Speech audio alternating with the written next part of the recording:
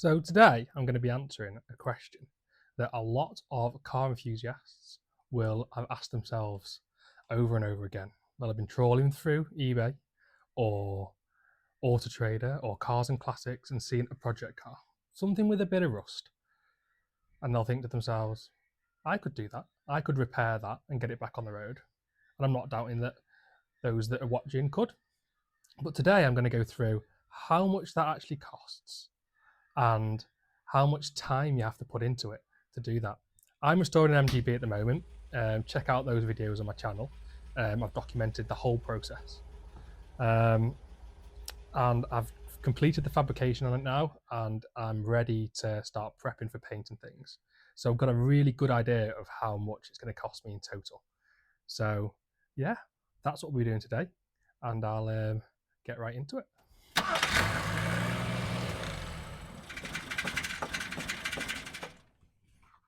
So I'm going to use my phone because I've got all my notes on it.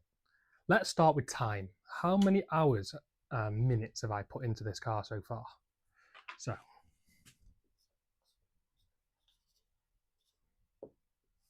time. So I've spent 46 separate days in this garage. Now that's obviously not 24 hours each day, but I've been in the garage on 46 separate occasions. And bear in mind, I've not painted it yet. This is just the fabrication. So that works out at, rounded up slightly, 263 hours. And if you're interested, that's 15,775 mins. So I feel like I've been working through this car at a reasonable speed. Not the fastest, not as fast as a professional would do it, but I'm only 30. I can do quite a lot of hours in a day and I can get quite a lot done, I think. I was thinking if a professional was going to do this, they would probably take, 200 hours, would we say? So professional, maybe 200 hours. Let's say that that professional charges £60 an hour. Yeah? So if you were going to get the work done that I've done to this car by a professional at £60 an hour, it would have cost £12,000. Now that is a lot of money. So that's for a pro. Now a new shell is £14,000. That's for a complete brand new shell that doesn't need any welding, nothing, has the wings, everything connected to it. However, you've still got to build the car then. You've still got to paint it. You've still got to do everything to it. So although that would be a really good option, it's very expensive, and you've still got a lot of work to do afterwards. So if that's how much a professional would charge, potentially, I don't know, I've never got a quote, but I would guess at £60 an hour, which is a reasonable figure, that's how much it would be. Anywhere between 10 and 12 grand, I think. So how much have I spent? So in parts alone, and bear in mind, I've been on eBay, Facebook Marketplace, and got some good deals on things. I've shopped around. I've got some things new. I've got a lot of parts from FM Sports Cars in Warrington. So my parts have cost me £1,420. Not too bad, considering that's how much someone else would charge, and that's without parts. I don't know whether they would have them in stock or whatever, but so yeah, I spent £1,420 on parts. That was £600 to FM Sports Cars. That was £500 for the front wings, and £320 for all the sills. Not too bad. Now, let's talk about consumables. So, this one really shocked me actually. So, consumables. I spent £182 on sanding belts. That one really shocked me.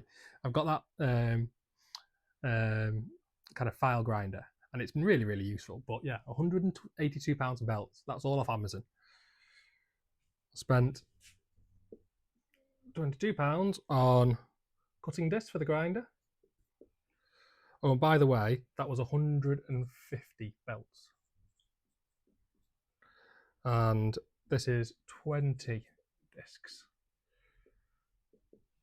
I spent £22 on flapper discs. Oh, my handwriting's getting steadily worse. That was 20 as well.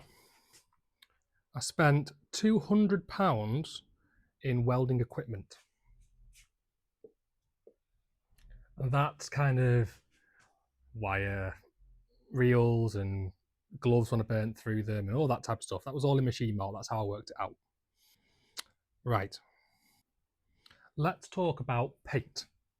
And what I'm going to do, I'm going to rub this off and just put my costs down so far, okay?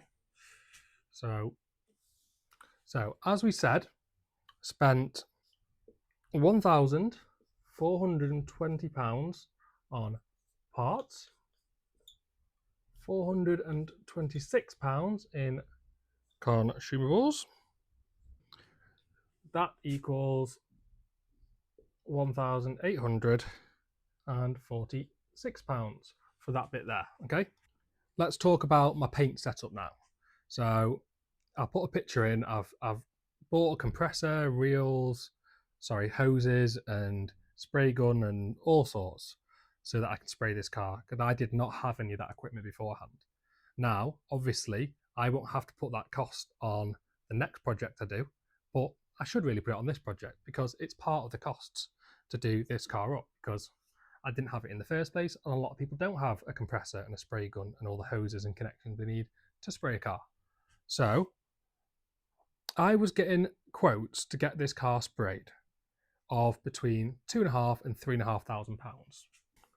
I have spent on all my setup for painting, the compressor, the hoses, everything. I've spent, call it paint, £1,020. So again, really good saving from what a professional would do. Who knows whether I'm going to do a good job of it? I don't know. It's a risk, isn't it? That's what you got to take into consideration. I'm probably going to end up spending another 100 hours on paint, prepping and everything. So that'll put me at 360 hours. So it's a lot. How much did I pay for the car in the first place? So I spent on this car, bearing in mind it was someone that I knew, they were moving house. They needed to get rid of it. They knew me. They knew I was into classic cars. They charged, well, I offered them for this car, knowing how much work it needed, £2,500. So you can add it all together now, can't you? I've not got that calculation, so bear with me. So I am invested into this car, by the end, £5,366. Now, how much is this car going to be worth when I'm done? I don't plan on selling it, but how much would it be worth? I would, if I do a good job of the paint and all that type of stuff, I would say it'd be worth what? Potentially £10,000. So if you've got, by the end of this, 363 hours to put into a project, you can potentially do that. Let's work out, if I got the profit from that, how much I would have been on an hour for that. So if we sold the car for £10,000, could divide, sold the car for £10,000, take off my costs approximately, that would leave you with £4,634 in profit. So we can divide that by 363 to get my price per hour. I've been getting paid for this car, if I sold it at £10,000, £12 and 77p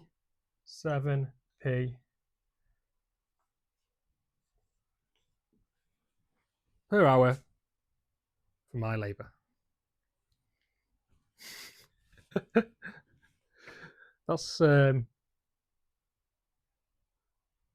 great, is it?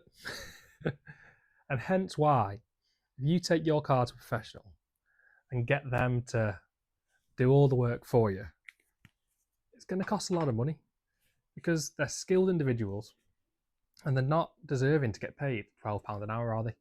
They deserve their £60 an hour plus. So, yeah, that is really interesting for me anyway, to see the breakdown. If you are willing to put the work into it, it is 100% better and more financially better to do it yourself. There is other things to take into consideration. I've got a young family, and try and spend as much time with my son as possible. I have a job. I'm lucky enough to work shifts, so I can work my hours around being in the garage and being with my little lad and wife. But it's hard. It's hard to balance all that time. And I'm sure a lot of marriages break up and all sorts because of people's projects. And I'm really lucky to have a supportive wife who sees what I'm doing and kind of wants to share that kind of vision with me as well. So it's great. So what I can do now is just go on to some of the useful things that I've found in this project, what tools, etc., that I couldn't have done it without. So I'm going to start off with my file grinder. Now my file grinder, which I'll link a picture of it in, has been by far the most valuable tool. Apart from maybe the welder actually, but I'll get onto that. Just to get into these MGBs, and a lot of other British classic cars or classic cars in general will have these nooks and crannies where you can't get a normal grinder into. The wheel's just too big. So that file grinder has been great for getting into all those bits around the sills and the wheel arches and stuff. And it's really good for pinpoint grinding, so grinding down spot welds and stuff. Really, really good at that.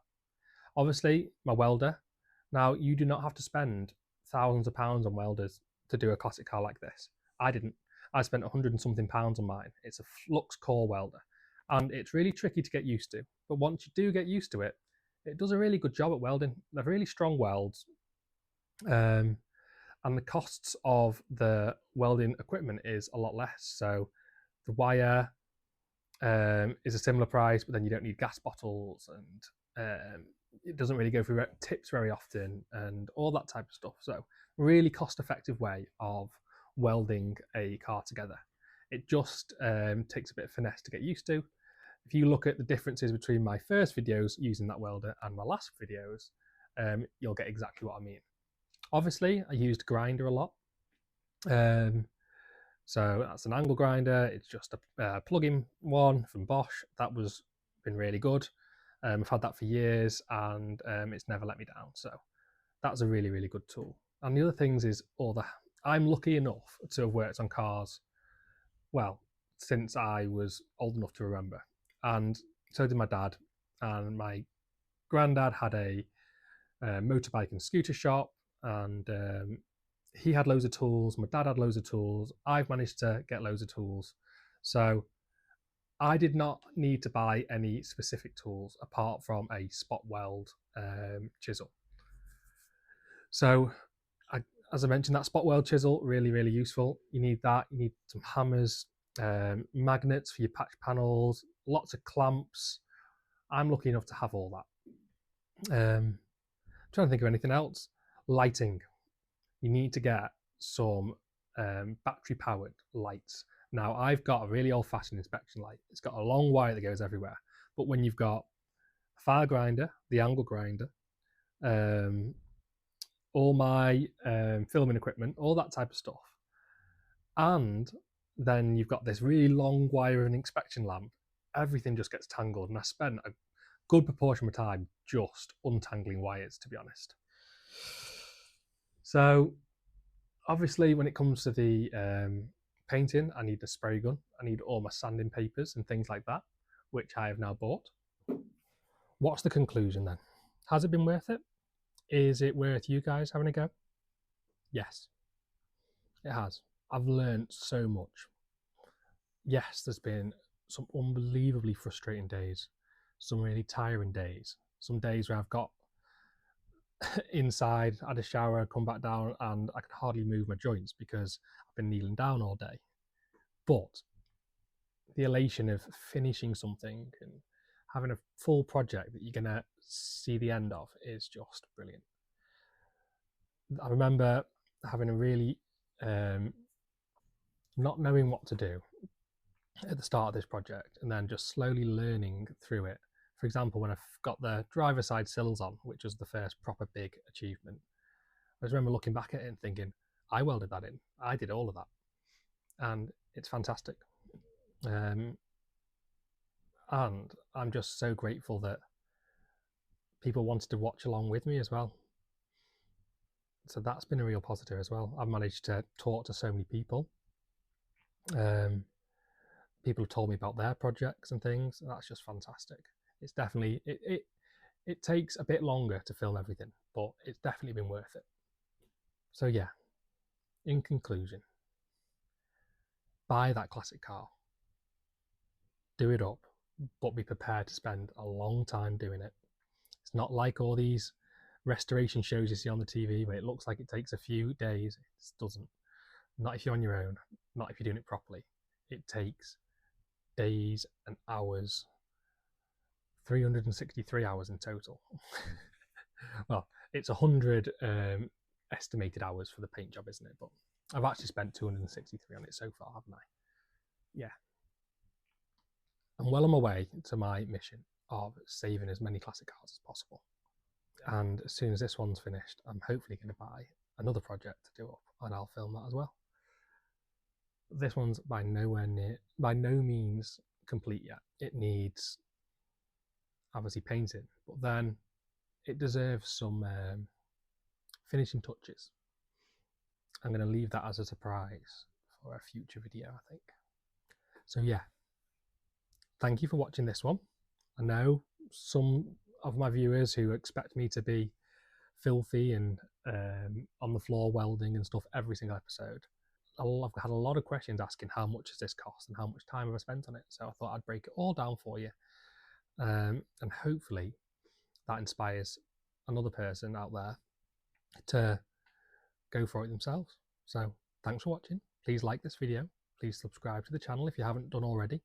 And I will see you next time for some more properly car related content. So I'll see you then.